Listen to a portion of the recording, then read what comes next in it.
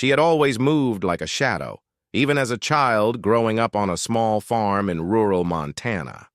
Her name was Sarah Kane, and while other girls her age were practicing cartwheels and playing with dolls, Sarah was 3 miles deep in the woods, tracking deer with her grandfather's old binoculars. He was a grizzled Vietnam veteran who taught her 2 things: how to shoot a rifle and how to be invisible. The trick, he used to say, his breath clouding in the cold morning air, isn't to be the strongest. It's to be the one who is still there when the fighting stops. By the time she was 16, Sarah could field strip a rifle blindfolded and consistently hit a target the size of a quarter from 500 yards. She was a state shooting champion, but the scholarships for women's shooting sports were few and far between. While her friends dreamed of college and city lights, Sarah felt a pull toward something harder, something that demanded more than just physical strength. She watched the recruiting commercials on the old television in the farmhouse living room, soldiers storming beaches, fast roping from helicopters. She saw the Navy SEALs. It wasn't the glamour that hooked her. It was the absolute, undeniable finality of their purpose. They were the tip of the spear, the ones sent to do the things that no one else could. When she announced her intention to join the Navy and try out for the SEALs, the reaction at the local recruiting office was polite disbelief. The recruiter, a kind man named Senior Chief Thompson, didn't laugh, but he didn't hide his concern. "Sarah," he said, sliding a pamphlet across the desk, "you have an impressive shooting record. Have you considered being a sniper in the regular Navy, or maybe intelligence? Your test scores are high enough." He didn't mention the SEALs. He didn't have to. The implication hung in the air like smoke. She enlisted anyway, choosing the toughest path available to a woman at the time, becoming a hospital corpsman, the medics who would often be attached to Marine and Special Operations units. It was a foot in the door, a way to get the training and get close. For 2 years, she threw herself into every aspect of military life. She studied combat trauma, learning to pack a wound and start an IV while under fire. She worked on her physical fitness obsessively, running before dawn and after dusk, pushing her body until it screamed. She learned to swim in the frigid waters of the Pacific, building a tolerance that would serve her well.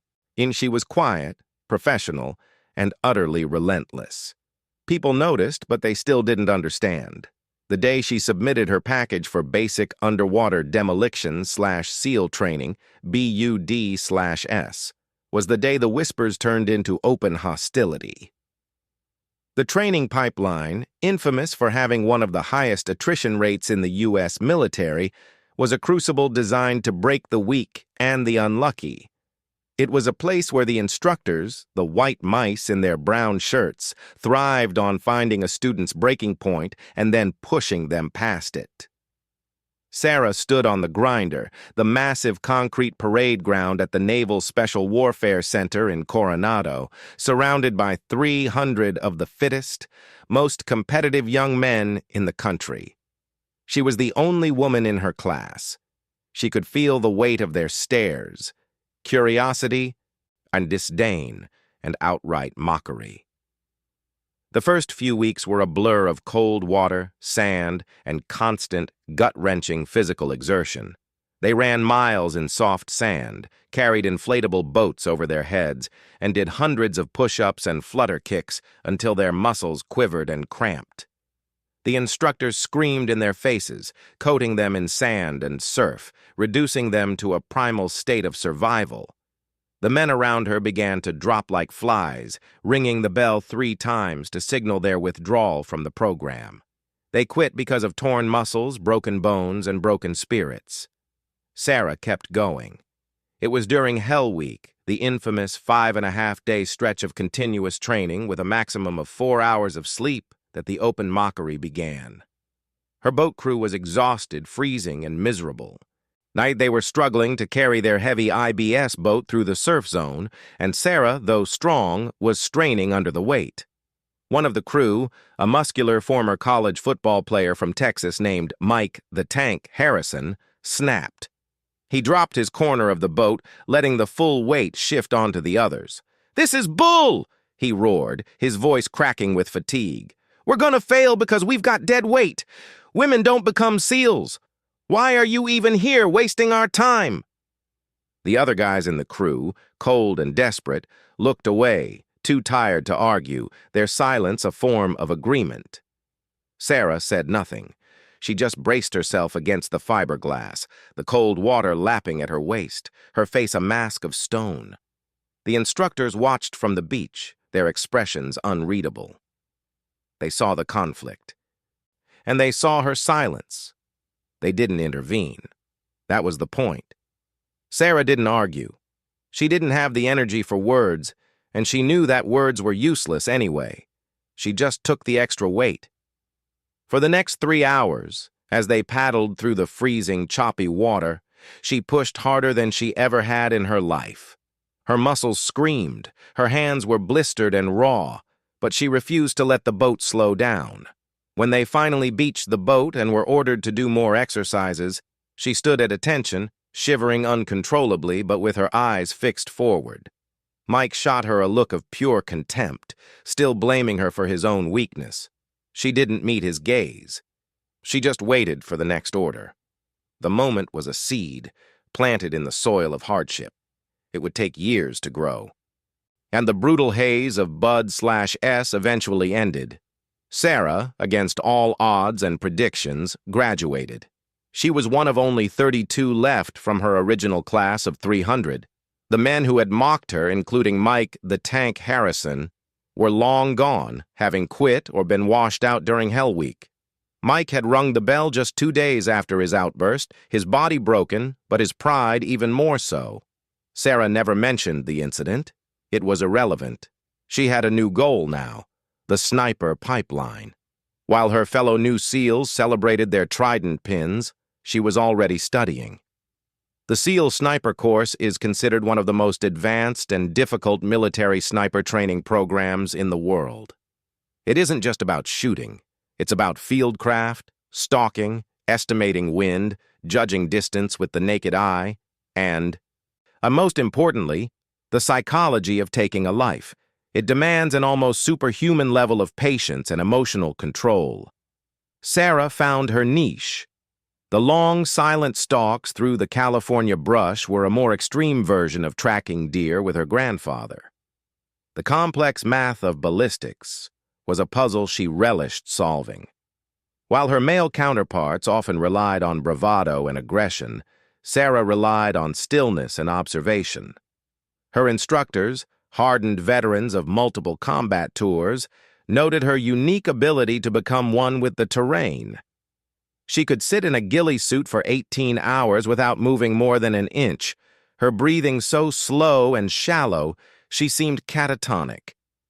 When she graduated at the top of her class, the head instructor, a master chief with decades of experience, simply shook her head. That girl has the patience of a spider," she said. "She'll wait all day for the fly to land exactly where she wants it." Her first 2 deployments were to Afghanistan, and they were brutal. She operated as part of a SEAL team, providing overwatch for patrols and conducting deliberate elimination missions against high-value targets. She learned the rhythm of combat. The bone-jarring thud of an IED, the frantic crackle of small arms fire, the sickeningly sweet smell of blood in the dust. She made her first confirmed kill, a Taliban commander placing an IED on a road used by school buses. She watched him through her scope, a man going about his daily routine of murder. She took the shot. There was no movie-style fanfare, no dramatic music, just a puff of dust from his chest and the silent crumple of his body. She felt the weight of it. But it was a weight she had prepared for. It was a heavy, somber responsibility, not a thrill. She wrote his name in a small notebook she kept, a habit she developed to honor the gravity of what she did. It wasn't a scorecard. It was a ledger of necessity. It was on her 3rd deployment, to the rugged, unforgiving terrain of the Ramadi province in Iraq, that everything changed. The city was a hornet's nest of insurgent activity, a nightmare landscape of broken buildings and hidden sniper positions. Her team was tasked with taking back a key district, a block of bombed-out structures that gave the enemy a commanding view of a vital supply route. The insurgent sniper they called the Chemist, for his ability to mix shots with devastating booby traps, had pinned down an entire Marine company for a week, killing 3 men. Sarah's team was sent in to end it. The hunt took 5 days. 5 days of moving from rooftop to rooftop, of sleeping in shifts in the stifling heat, of analyzing every piece of intelligence. The Chemist was good, very good. He never stayed in the same spot twice. He used multiple shooting positions and had the entire district wired with explosives. On the 4th day, Sarah's teammate and spotter, a sharp-eyed Texan named Jonesy, spotted a faint glint of light from a shattered window on the 4th floor of a building a click away. It was there and gone in an instant. A normal observer would have missed it.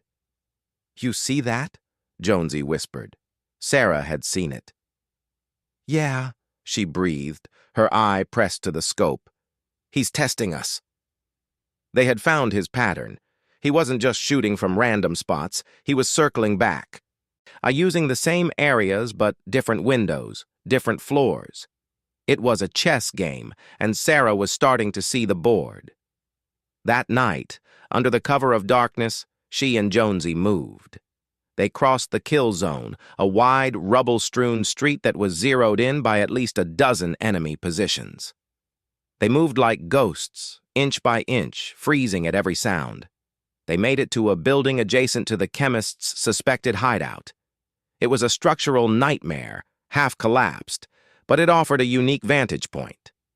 Sarah set up her M40 rifle, not aiming at the building they thought he was in, but at a position she predicted he would move to next. It was a hunch, a gamble based on the geometry of the terrain and his previous patterns. Dawn broke over the ruined city. The heat began to rise, shimmering off the broken concrete. They waited. Hours passed. Sarah's breathing was so shallow it barely moved her chest. Her focus was absolute, her world reduced to the crosshairs, and a single window 200 yards away from the Chemist's current hideout. Then, just after noon, she saw it. A flicker of movement inside the dark maw of the window. A shape resolving slowly, carefully. It was him. He was setting up his rifle, exactly where she had predicted. He had no idea she was there. She had the angle of fire, but the shot was long and the wind was gusting unpredictably through the canyons of the city. She waited. She adjusted her aim, a fraction of a millimeter. She felt her own heartbeat slow. She saw the Chemist's head appear in her scope, his eye looking through his own scope, searching for a target. He was hunting her Marines, and the window of opportunity was a microsecond. She squeezed the trigger. The shot was perfect. The Chemist crumpled instantly, his rifle clattering to the floor. The threat to the Marines was gone, but the shot that killed him echoed through the city like a dinner bell. Before the echo faded, all hell broke loose. The building they were in erupted. They had been spotted. The insurgents, enraged by the loss of their star sniper, converged on their position. RPGs slammed into the walls, sending chunks of concrete flying. Small arms fire chewed at the stone around them. "Go, go, go!" Jonesy yelled, grabbing the rifle. They scrambled down the stairs, the building shaking with each impact. They had to get out, had to make it back to their rally point. They made it to the ground floor and dashed into the street, only to be met by a hailstorm of fire from a secondary position they hadn't seen.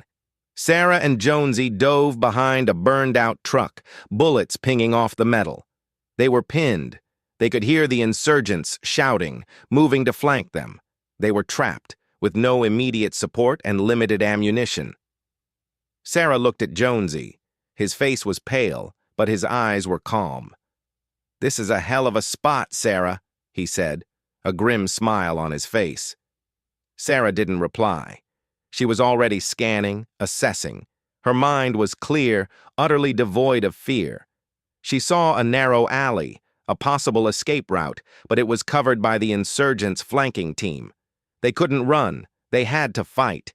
This was the moment she had been forged for, not the shot, but this. The chaos, the desperation, the absolute certainty of death if she made a single mistake. She drew her sidearm, a Sig Sauer, and her combat knife. She looked at Jonesy. "On my count, we push to that alley. I'll take the first two. You cover our 6. It was insane. It was suicide. But it was their only chance. Jonesy just nodded.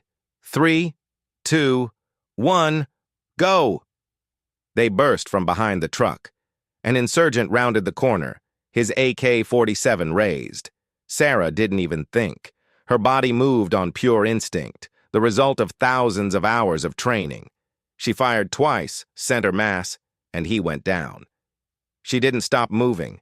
Another appeared, closer. She sidestepped, grabbed his rifle barrel, and in one fluid motion drove her knife up and under his body armor. It was brutal, silent, and final. She pulled the knife free and kept moving, her breathing even. Jonesy was behind her, firing at the pursuit. They made it to the alley. In a narrow, garbage-strewn passage. They ran until their lungs burned, until the sound of gunfire faded behind them. They made it back to the forward operating base, covered in dust, sweat, and the blood of their enemies. The mission was a success. The chemist was dead. The supply route was secure. The story of the firefight, of the desperate escape, spread through the special operations community. But what cemented Sarah's legend was the after-action report. When the intelligence officers swept the chemist's hideout, they found his kill log, a notebook where he recorded his victims with morbid pride. He had been credited with at least 20 confirmed kills of U.S. and Iraqi personnel. But that wasn't all. In the log, written in Arabic, was a final chilling entry, timed just moments before Sarah's shot ended his life. It described his current target, a group of U.S. Marines he had spotted in a courtyard. The entry ended with the words, "The Americans are blind. I will take 2 more today." He never got the chance. Sarah Kane had not only avenged his previous victims, she had prevented the next 2. Her kill was a save. Jonesy, who had read the translation, looked at her with a newfound awe. "You didn't just kill him, Sarah. You saved 2 kids." She just nodded, her face a mask of quiet duty. She added his name to her notebook, the 21st name. Back home, Sarah Kane was a ghost. Her record was classified, her face unknown.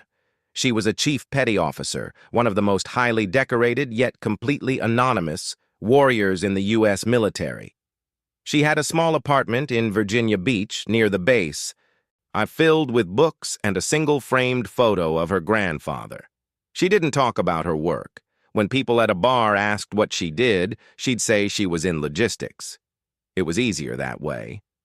One rainy Tuesday evening, she was at a military supply store, picking up some new bootlaces and cleaning solvent.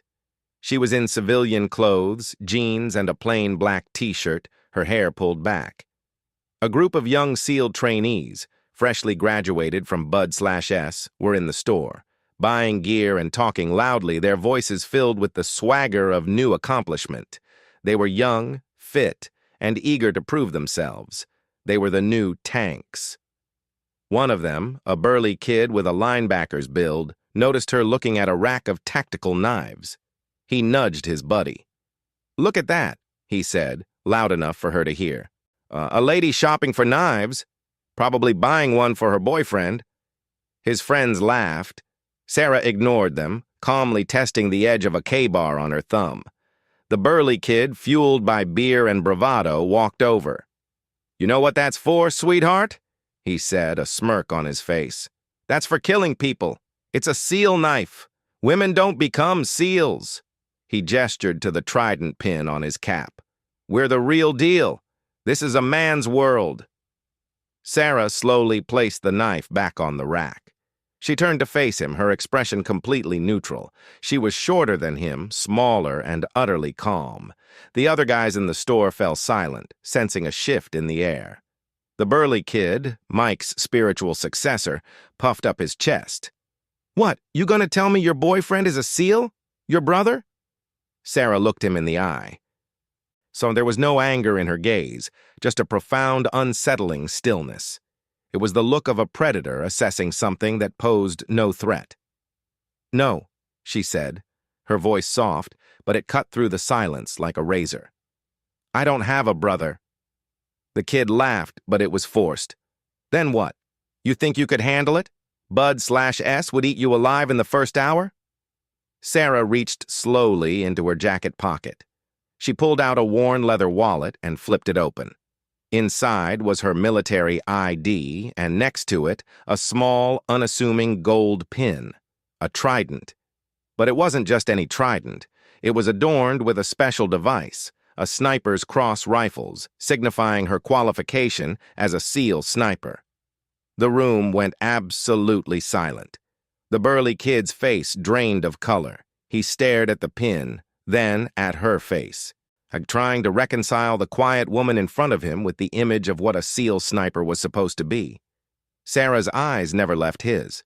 She spoke again, her voice still calm, still soft, but with a weight that pressed down on everyone in the store. "You were talking about killing, about what it means." She paused, letting the silence deepen. "Tell me, how many confirmed kills do you have?" The kid stammered. I just graduated. I haven't been deployed yet." "That's what I thought," Sarah said. She didn't raise her voice. She didn't need to. "I've been on 5 deployments. I've been in firefights you can't imagine. And I've had to look into the eyes of men I was about to kill through a scope." She took a step closer to him. He didn't move. He looked like a deer caught in headlights. "I have 300 confirmed eliminations," she said, the number hanging in the air like a physical blow. It wasn't a boast.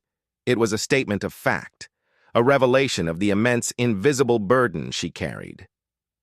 300 names in a notebook. 300 lives I ended so that people like you, who talk about it in a store, could have a chance to come home. So don't you ever stand in front of me and tell me what a woman can and cannot do. You don't know what a warrior is. You've only played at it." She turned away from him, her point made. She picked up the K-bar knife she had been examining, walked to the counter, and paid for it in silence. The young SEALs stood frozen, unable to move, unable to speak.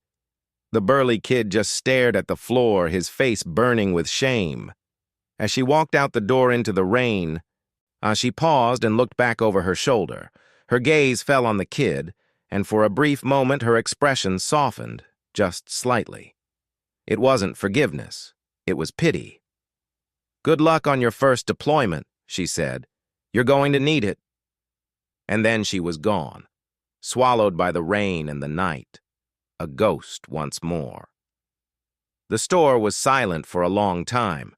The young men were left with the echo of her words, the weight of her revelation, and the humbling realization that the quietest person in the room is often the one with the most to say. Sarah Caney walked home through the rain, her mind already on the next mission, the next shadow she would have to inhabit. The mockery meant nothing. The validation meant nothing. The only thing that mattered was the duty, and the next name she might have to write in her book.